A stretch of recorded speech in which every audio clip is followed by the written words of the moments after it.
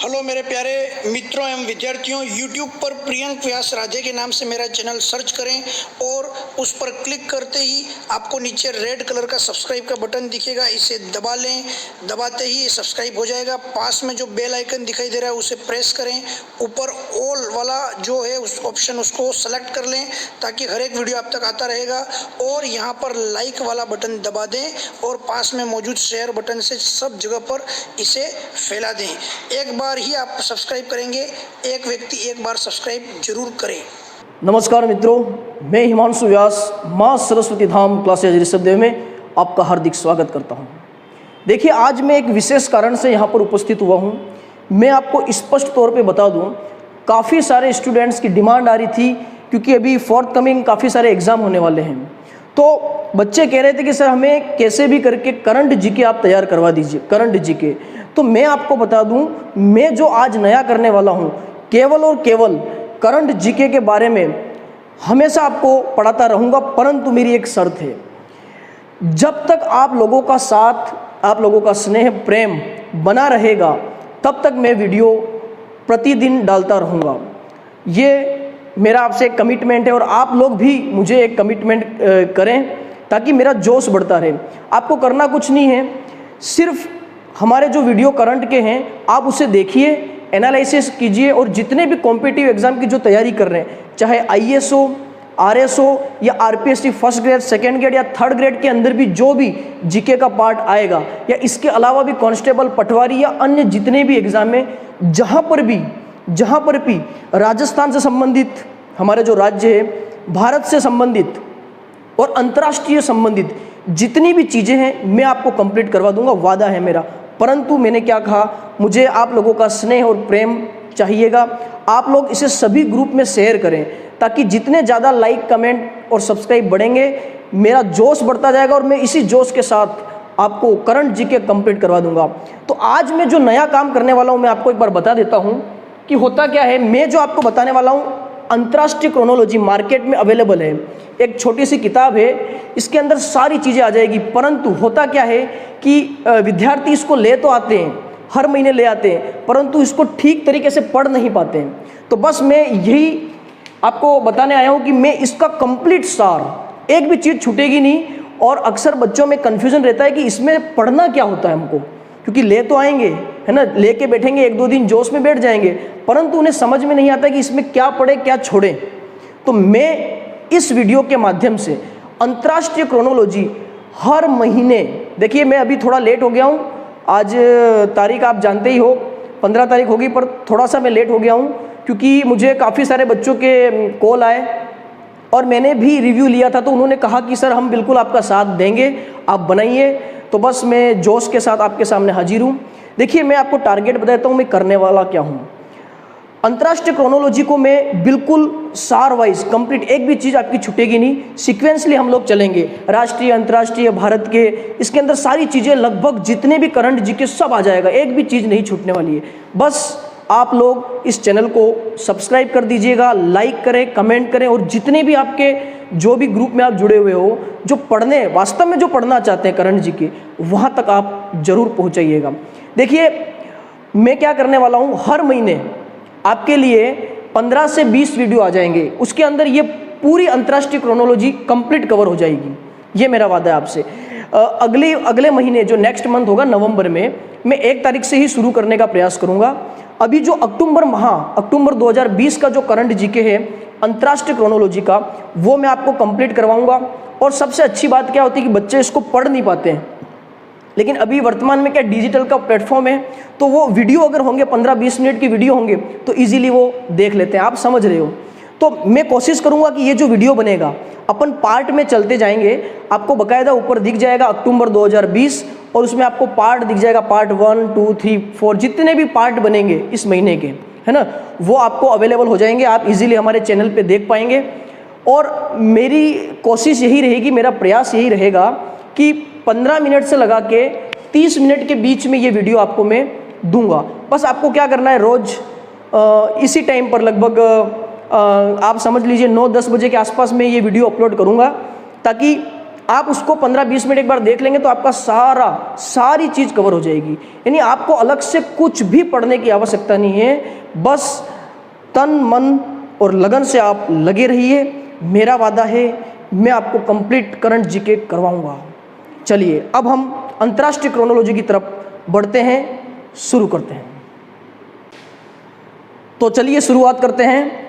Cut to cut जैसा मैं पढ़ा रहा हूँ सीधा सीधा आप उसको याद करते जाइए, देखते जाइए वीडियो, मज़ा आ जाएगा। चलिए आइए देखिए, सबसे पहले आपको याद रखना है जिमैक्स 2020।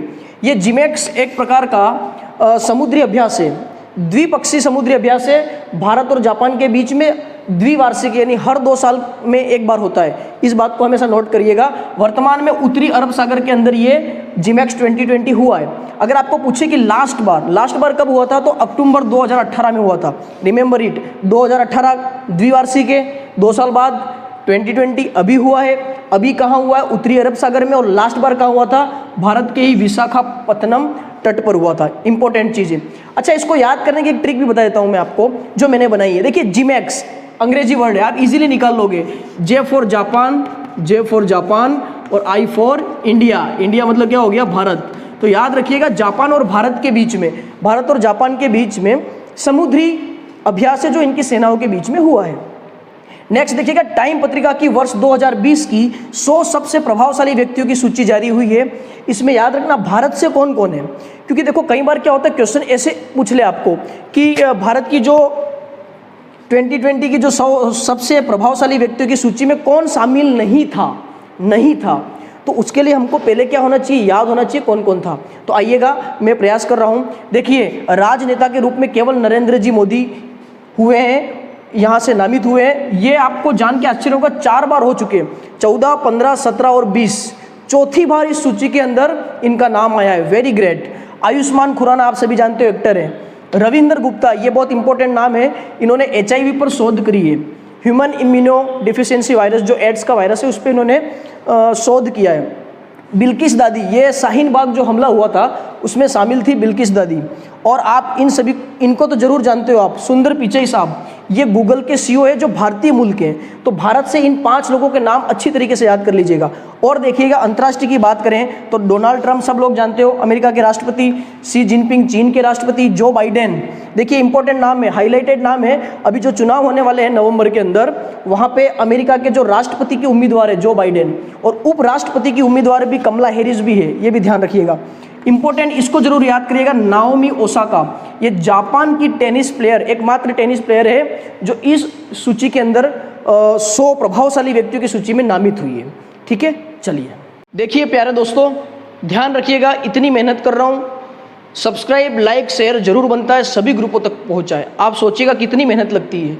चलिए आइए देखना, एक अब्राहम समझौता हुआ है, इंपॉर्टेंट है, वेरी इंपॉर्टेंट है, याद कर लेना। 3 देशों के बीच में, इजराइल, UAE, संयुक्त अरब अमीरात और बहरीन, अच्छी तरीके से याद रखना, इजराइल, UAE और बहरीन, इनके बीच में समझौता हुआ, उसको बोलते हैं अब्राहम समझौता। क्या बोलते हैं? अब्राहम समझौता। देखिए हुआ है वाशिंगटन में, और इसकी जो मध्यस्थता करी थी अमेरिकी राष्ट्रपति जो है हमारे डोनाल्ड ट्रंप, उनकी पहल पे हुआ था। 15 सितंबर 2020 को हुआ है।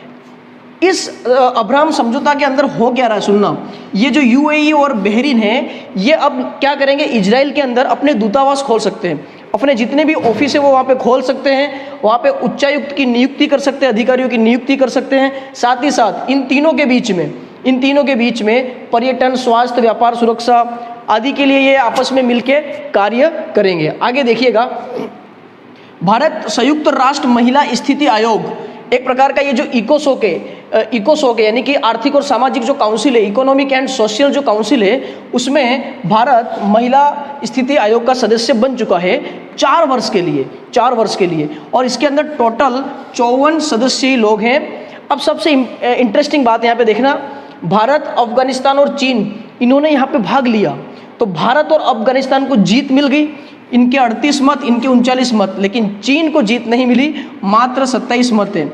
अब देखिएगा, चीन की वैसे भी हालत बहुत ख़राब है, आप लोग सभी लोग जानते हो, तो यहाँ पर भी इसको मात खानी पड़ी। आगे देखिएगा, CSW, commission on the status of woman, important point, woman, बस एक शब्द याद रखिएगा, वुमन, CSW वुमन। तो वुमन के लिए क्या क्या हो सकता है आप जानते हो, एक तो याद रखना ये अंतर्राष्ट्रीय संस्था है, ठीक है, इंटरनेशनल है। आप जानते हो वुमन के बारे में जब भी बात आए तो स्त्री पुरुष समानता पर यह संस्था कार्य करती है। और महिला सशक्तिकरण वर्तमान में बहुत ही शानदार ये टॉपिक है, आप इस पे निबंध भी याद कर सकते हैं। महिला सशक्तिकरण सभी बच्चों को, सभी कॉम्पिटिटिव एग्जाम की तैयारी करने वालों को ये आना ही चाहिए। और इसकी स्थापना पूछे तो 21 जून 1946, आज़ादी के एक साल पहले 1946 में इसकी स्थापना हुई है। चलिए अब आगे बढ़ेंगे। देखिए अब एक इंपॉर्टेंट बातें करते हैं रिपोर्ट के बारे में, अक्सर क्वेश्चन आ जाता है, सभी बच्चे ध्यान देना। सबसे पहले बात करते हैं वैश्विक नवाचार सूचकांक 2020, GII बोलते हैं इसको, ग्लोबल इनोवेशन इंडेक्स। ठीक है, इसका जो विषय था अच्छी तरीके से याद कर लीजिएगा, who will finance innovation, who will finance innovation. विश्व की 131 अर्थव्यवस्था, जो जितनी बड़ी 131 जो देश है उनकी जो अर्थव्यवस्था है, उनके जो नवाचार पे उन्होंने कैसा प्रदर्शन किया उसके आधार पे उनको रैंक दी गई है। इस बात को नोट कर लीजिएगा। मानक, मानक क्या माना गया, कई बार एक्चुअल में एग्जाम में पूछा जाता है। UPSC और RS के एग्जाम में यदि आप ध्यान से देखें तो उसमें इस टाइप के क्वेश्चन छोटे छोटे पॉइंट बना के दे दिए जाते हैं कि बच्चा कंफ्यूज हो जाता है। तो आप थोड़ा सा इस पर फोकस करिएगा और खास खास चीज़ों को देख लीजिएगा। बाकी जितने भी एग्जाम है उनमें जो क्वेश्चन होते हैं वो आजकल सीधे डायरेक्ट पूछे जाते हैं, परंतु फिर भी आपको हर प्रकार से तैयारी करनी है। मानक क्या है, बुनियादी ढांचे जो सुविधा है क्या क्या मिल सकती है, बाजार के अंदर कृत्रिमता क्या है, व्यावसायिक कृत्रिमता क्या है, ज्ञान प्रौद्योगिकी IT का आजकल बहुत ज़्यादा चल रहा है, इंफॉर्मेशन टेक्नोलॉजी, रचनात्मक उत्पादन कितना कैसे क्या है, इन सभी का मानक मान के ये तैयार किया गया है। देखिएगा रैंक के बारे में चर्चा करते हैं। देखिए बहुत सारी रैंक दी गई है, मैं जो आपको बता रहा हूँ आपको वही याद करनी है, सारी चीज़ें याद नहीं करनी, जो मैं बता रहा हूँ स्टार्ट की और लास्ट की। देखिए टॉप 3 के अंदर है, फर्स्ट पे स्विट्जरलैंड, इसको अच्छी तरीके से याद कर लेना। फर्स्ट रैंक जो मिली है 131 देशों में, फर्स्ट मिली है स्विट्जरलैंड को और लास्ट मिली है 131 पे यमन को। ठीक है, एक तो आप इस तरीके से याद कर लीजिएगा और 1, 2, 3 भी याद कर लीजिएगा, स्विट्जरलैंड, सेकंड पे स्वीडन और थर्ड पे USA अमेरिका को मिला है। लेकिन अब जब भारत की बात आ जाए, देखिए भारत की जब बात आए तो आप जरूर याद रखना 48 यानी टॉप 50 के अंदर, टॉप 50 के अंदर भारत ने जगह बनाई है, 48 रैंक आई है। जबकि अब अपन चर्चा करते हैं बाल मृत्यु दर में स्तर और रुझान रिपोर्ट 2020, एक और रिपोर्ट है, इसको भी हम देखेंगे। देखिए सबसे पहले आपको याद करना तैयार कौन करता है, इंपॉर्टेंट, तैयार कौन करता है, 4 लोग तैयार कर रहे हैं, यूनिसेफ, WHO विश्व स्वास्थ्य संगठन, विश्व बैंक जो ग्रुप है और UNDESA, United nation development of economy and social affairs, इसको जरूर याद करिएगा। देखिए इसमें क्या होता है, 5 वर्ष जो कम आयु के बच्चे हैं उनकी मृत्यु दर कितनी है प्रति 1000 जीवित बच्चों पे। समझ पा रहे हो आप मैं क्या कह रहा हूँ, 1000 जीवित बच्चों पे कितने बच्चों की मौत हो गई, उस आंकड़े को इस रिपोर्ट के अंदर प्रस्तुत किया गया। देखना वैश्विक स्तर की यदि बात करें तो 5 वर्ष से कम आयु मृत्यु दर कितनी, 1990 में 1000 जीवित बच्चों पे 93 बच्चों की मौत हुई थी, 1990 के अंदर बात करें। और आप देखिए लगभग 10 साल बाद आप देखिएगा 1000 पे 38 हो गई, यानी क्या हुआ, 93 से 38 हुई, मतलब कमी हुई है। रिमेंबर इट, कमी हुई है, मतलब कहीं ना कहीं लोगों में जागरूकता आई है ना, वहाँ पे पोषण स्तर वगैरह सारी चीज़ों में कुछ सुधार हुआ है, इससे ये हमको पता चलता है। भारत के परिप्रेक्ष्य में देखें तो 1990 के अंदर 1000 पे 57 थे मृत्यु दर, जबकि 2019 में 1000 पे 22 हुआ, यानी यहाँ पर भारत के अंदर भी कमी आई है। अब इसमें बच्चे और लड़कियाँ इनमें भी कभी कभी अलग रहता है, परंतु हमको ये चीज़ याद करनी है। ठीक है जी। हिंद प्रशांत इंडो पैसिफिक रणनीति लॉन्च, ये इंडो पैसिफिक जो रणनीति लॉन्च करी है जर्मनी ने करी है, क्योंकि अभी वर्तमान में ये इसका अध्यक्ष है। देखिए इंपॉर्टेंट क्वेश्चन है, वेरी इंपॉर्टेंट हाईलाइटेड क्वेश्चन, जरूर याद कर लीजिएगा। अच्छा मैं आपको एक और चीज़ बता दूं, अभी अपन अंतर्राष्ट्रीय जीके पढ़ रहे हैं, जैसे ये समाप्त होता है मैं एक टेस्ट लूंगा, मैं देखता हूँ आप उस टेस्ट में कितने मार्क्स लाते हो, ये आपको अपना सेल्फ इवेल्यूशन करना है। आइएगा, हिंद प्रशांत रणनीति लॉन्च किसने करी है, जर्मनी ने करी है। अच्छा यहाँ पे एक चीज़ आप और देखना, तरीका देखना, हिंद मतलब इंडो और प्रशांत मतलब हो गया पैसिफिक, यानी हिंद महासागर और प्रशांत महासागर की चर्चा कर रहा है, हिंद महासागर और प्रशांत महासागर की चर्चा कर रहा है। देखिए इसके तहत क्या हो रहा है कि व्यापारिक मार्गों को चीन से सुरक्षित रखने के लिए ये मुद्दा उठाया। जैसा कि आप लोग जानते हो, यदि आपने कहीं पढ़ा होगा कि चीन की रणनीति क्या होती है कि वो कैसे भी अपने जो व्यापार है उसको बढ़ाना चाहता है, फैलाना चाहता है, उसके जरिए वो क्या करता है, चाहे भले उसको किसी देश में कोई स्थान को हड़पना हो, जैसे श्रीलंका का हम्बनटोटा जो एयरपोर्ट है उसको इसने लीज पे लिया था और फिर वो जब चुकता नहीं कर पाता है। देखो इसकी रणनीति क्या है चीन की, मैं आपको बताता हूँ। ये क्या करता है, अलग अलग देशों में जाता है और वहाँ पे पैसा देता है, कहता है कि आप लोग यहाँ पे तैयार करो, उससे जो भी कमीशन मिल रहा है वो आप रखिए, थोड़ा बहुत आप मुझे दीजिए। तो इसके तहत क्या करता है, जब ये वहाँ पे ये ग्रो नहीं कर पाते देश, तो ये फिर उनकी वो ज़मीन हड़प लेता है। इस प्रकार से पूरा एक चेन बना देता है, ये चीन का ये काम है। तो यहाँ पे व्यापारिक मार्गों को चीन से सेफ रखने के लिए ये मुद्दा उठाया गया। आप जरूर याद रखिएगा, विश्व के समुद्री व्यापार का सबसे बड़ा हिस्सा जो है, विश्व का जितना भी समुद्री व्यापार का जो सबसे बड़ा जो पार्ट होता है वो यहाँ से होके गुजरता है, हिंद महासागर और प्रशांत महासागर के बीच में से। और यहाँ पे आपको बता दूँ 25% जो समुद्री व्यापार होता है वो जल डमरू मध्य के माध्यम से होकर गुजरता है। तो ये फैक्ट भी आप जरूर याद रखिएगा। फिर देखना इंपॉर्टेंट क्वेश्चन है, AK-203 rifles, very important question. Bharat और रूस के बीच में समझौता हुआ है। इस समझौते के तहत अब भारत के जो यूपी उत्तर प्रदेश है वहाँ पे एक इंडस्ट्री, कोरबा ऑर्डिनेंस फैक्ट्री, यहाँ पे भारत अब इस राइफल का निर्माण करेगा रूस के सहयोग से। और किसके तहत करेगा, अभी स्कीम चल रही है, मेक इन इंडिया प्रोग्राम के तहत ये निर्माण करेगा। अच्छा, मैं आपको एक दो फैक्ट बता देता हूँ। ये जो AK-203 है वो AK-47 का बेस्ट रूप है। अभी हमारी जो सेना है वो इसको यूज़ कर रही है और इसका जो अनुमानित मूल्य है $1100 है। कितना है? $1100। अच्छा, यहाँ पे भारत ने एक और अच्छा काम किया है। इसने रूस को बोला है कि आप पाकिस्तान को कोई भी हथियार सप्लाई नहीं करोगे। और यहाँ पे रूस ने भारत को विश्वास दिलाया है कि बिल्कुल हम पाकिस्तान को कोई भी हथियार सप्लाई नहीं करेंगे। तो एक अच्छा फैक्टर यहाँ पे निकल के आया है। AK-203 राइफल जरूर याद रखिएगा, भारत और रूस। आगे फटाफट देखते हैं, आगे की तरफ बढ़ते हैं। देखिए, आज थोड़ा सा मैंने आपको सजेस्ट किया इसलिए वीडियो थोड़ा सा लंबा हो सकता है, लेकिन नेक्स्ट टाइम वीडियो में 15 से 30 मिनट के बीच में रखूंगा। देखना, वर्ल्ड यूनिवर्सिटी रैंकिंग 2021। अब ध्यान रखना 2020 में जारी हुई, लेकिन एक साल पहले बाद की होती है, 2021 की रिपोर्ट है, ध्यान रखना। इसको जारी किया THE ने, टाइम्स हायर एजुकेशन के द्वारा जारी है। टॉप 10 के अंदर जगह बनाई है। सबसे फर्स्ट पे ऑक्सफोर्ड यूनिवर्सिटी ब्रिटेन की, ध्यान रखना, ब्रिटेन फर्स्ट है। उसके बाद स्टैनफोर्ड अमेरिका की। अगर संख्या ज़्यादा किसकी पूछे तो अमेरिका की यूनिवर्सिटी अधिक संख्या में यहाँ पे मौजूद है। देखिए, भारत की बड़ी दयनीय स्थिति, टॉप 300 के अंदर भी भारत ने जगह नहीं बनाई है, थोड़ा ज़्यादा जगह बनाई है।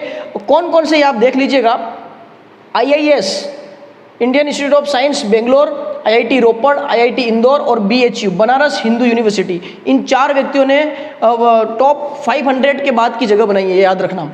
मानव पूंजी सूचकांक, ह्यूमन कैपिटल इंडेक्स, SCI 2020, ये वर्ल्ड बैंक के द्वारा जारी होती है, याद कर लेना। इसका जो मानक है टोटल 174 देशों के बीच में ये लोग क्या करते हैं कि बच्चों की जीवित रहने की संभावना कितनी है उन देशों के अंदर, साथ ही वहाँ पे स्वास्थ्य कैसा है, शिक्षा कैसी है। इन 3 पैमानों के आधार पर ये रिपोर्ट तैयार की गई है। इंपॉर्टेंट रिपोर्ट है, याद कर लीजिएगा। HCI टॉप फर्स्ट पे सिंगापुर, इंपॉर्टेंट क्वेश्चन, सिंगापुर को याद कर लेना, टॉप फर्स्ट पे ह्यूमन कैपिटल इंडेक्स के अंदर 0.88 इसको पॉइंट मिला, स्कोर मिला है। देखिए, एक स्कोर के अंदर काउंट होता है, जिसका सबसे ज़्यादा वो टॉप, जिसका कम वो बिलो। लास्ट में मिला है सेंट्रल अफ्रीकन रिपब्लिकन को, बस इतना याद करिएगा। भारत का पूछे तो 116वां स्थान मिला है 174 में से, और 0.49 ये याद रखना। देखो 174 पे ये है, ठीक है, याद रखना। फर्स्ट पे हो गया आपका सिंगापुर, 174 पे हो गया सेंट्रल अफ्रीकन रिपब्लिकन, और भारत के परिप्रेक्ष्य में पूछे तो 116.49, आधा से भी थोड़ा कम। फिर देखिएगा, रक्षा सहयोग को लेकर 2 देशों के बीच में समझौता हुआ, भारत और जापान। सीधा याद कर लेना कि हमारा जो भारत है वो जापान की रक्षा करता है, ऐसे करके याद करना, एक ठीक है, भारत जापान की रक्षा कर रहा है, तो रक्षा समझौता है वो भारत और जापान के बीच में। देखिए, अभी अमेरिकी जो संसद है वहाँ पे अभी 1 सितंबर को एक रिपोर्ट जारी हुई है। उस रिपोर्ट के अंदर कितनी भयानक चीज़ कही गई है, देखना। अमेरिकी संसद ने खुद ने कहा है कि चीन की जो नौसेना है वो पूरे वर्ल्ड की सबसे बिगेस्ट सेना है। चीन की नौसेना पूरे विश्व की सबसे बिगेस्ट सेना, ये ध्यान रख लेना आप, नौसेना है।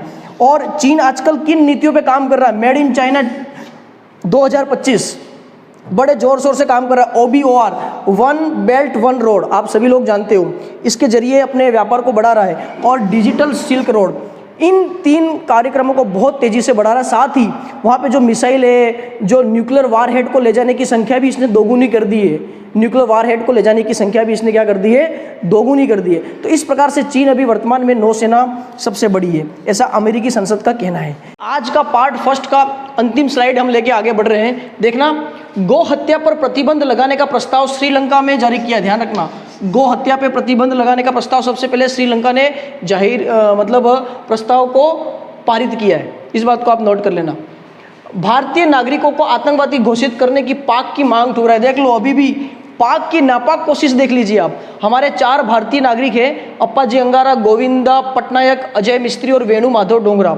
इनको आतंकवादी घोषित करने का प्रयास कर रहा है पाकिस्तान, परंतु ये उपयुक्त सबूत जुटा नहीं पाया।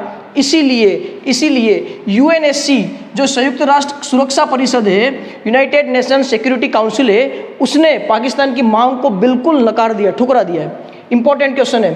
देखिए, एक है जिबूती आचार संहिता, इसको जेद्दा संशोधन भी कहते हैं।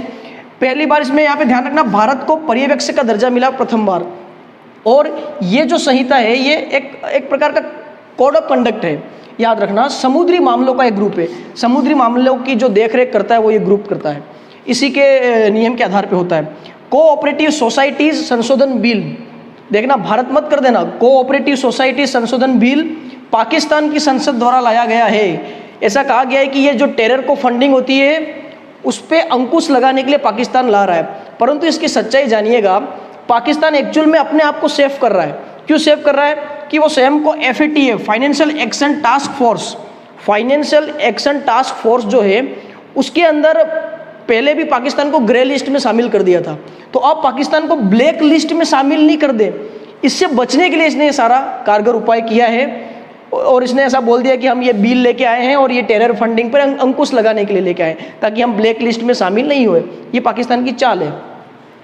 अब देखना, चीन ने DF-2620, वेरी इंपॉर्टेंट क्वेश्चन है, ध्यान रख लेना, DF-2620B और DF-21D याद कर लेना, 26B 21D। ये चीन ने मिसाइल, 2 मिसाइलों का टेस्ट किया है। देखिए, 26B की खासियत है, ये सटीक निशाने वाली कैरियल मिसाइल है, ठीक है। और 21D जो है वो परमाणु या परंपरागत हथियार ले जाने में सक्षम मिसाइल मानी जाती है। और एक क्वेश्चन लास्ट में, आज का पार्ट खत्म करने से पहले एक क्वेश्चन देख लीजिएगा। कोविड-19 जो महामारी है, इसमें बहुत ज़्यादा आर्थिक नुकसान हुआ है, तो इससे बचने के लिए बचाने के लिए भारत ने सहयोग किया है मालदीव को $25 करोड़ की वित्तीय सहायता देके। इंपॉर्टेंट क्वेश्चन बन सकता है कि भारत ने कोविड-19 महामारी से बचाव के लिए किसको $25 करोड़ की सहायता प्रदान की है, तो किसको दी है, याद रखना, मालदीव को। तो प्यारे विद्यार्थियों, आज का पार्ट फर्स्ट यहीं ख़त्म करते हैं। कल मैं पार्ट सेकंड लेके आऊँगा। आज जो भी पढ़ा है उसका एक छोटा सा टेस्ट हो जाए। चलिए, तब तक धन्यवाद।